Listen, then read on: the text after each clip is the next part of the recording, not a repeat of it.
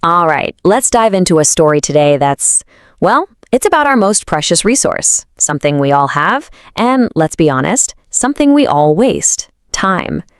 This is the story of the man who bought time. You ever have that feeling like you've got everything you're supposed to want, the job, the friends, whatever, but you have absolutely no time? You're just constantly rushing, stressed out, with a to-do list that just never, ever ends. It's that one thing you just can't buy more of, right? So let's talk about the guy in our story. He's a successful businessman, and he's got it all figured out. Or so it seems. Money, success, all the stuff. But, he's stuck in that same trap a lot of us fall into. He's rich in everything except the hours in his own day. And then, one day, something kinda weird happens. His whole life is about to change. He just stumbles across this mysterious old street vendor who makes this wild claim.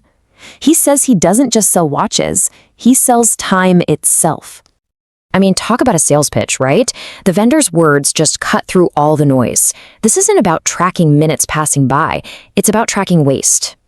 Of course, the businessman is totally intrigued. He has to buy one. Okay, so this watch is not your average timepiece. It's got 3 different dials. The first one, that's for the good stuff, time you spend on things that actually matter. Family, learning something new, creating stuff. Then there's the second dial, and yeah, this is the scary one. This tracks all the wasted time. The pointless meetings, the endless social media scrolling. And that third dial? Oh boy, that one gives you an estimate of how much time you have left, period.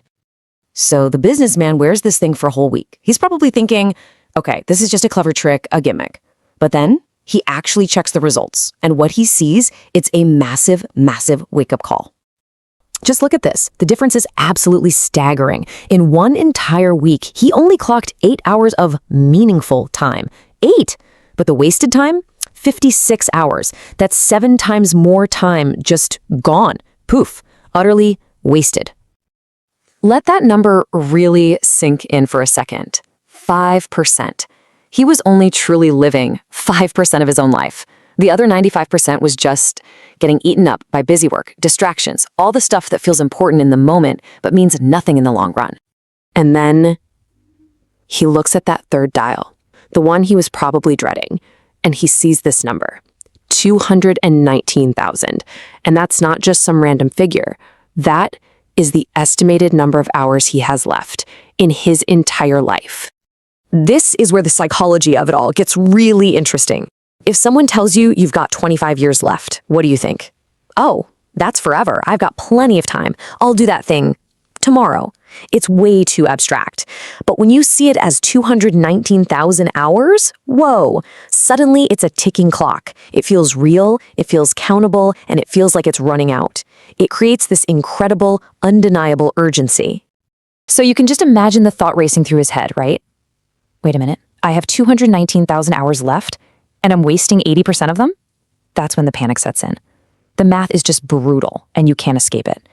He realizes he's not just wasting a few hours here and there. He's on a path to squander the vast majority of his remaining time. So what does he do?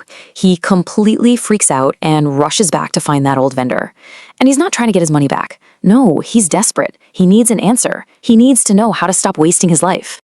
And this is where the vendor drops the real wisdom bomb. He says, look, the watch isn't magic. It can't fix your problems or give you more time. All it does is make you aware. It just shows you the waste that was always there, but was invisible. See, most of us just don't even realize how much time we're throwing away because we can't see it.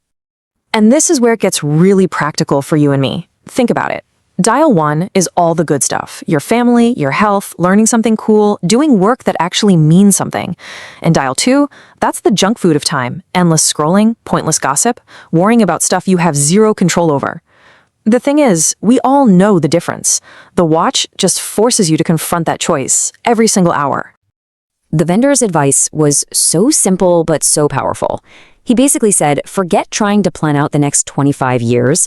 Just focus on today. Every single night, you ask yourself one question.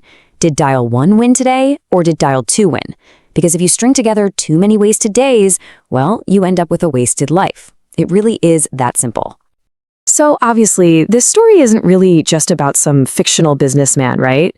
It's a mirror. It's meant to make us look at ourselves and ask, hey, how am I spending my hours? So let's make this real. Let's talk about how you can check your own dials.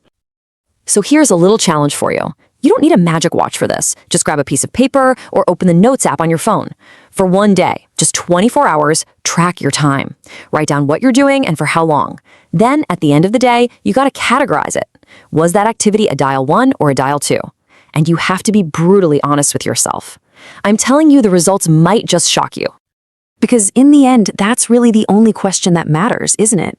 It's not about what you did yesterday or what you plan to do tomorrow. It's about right now. This hour, the choice you're making in this very moment. Your whole life is just the sum of these choices. So, which dial gets your time today?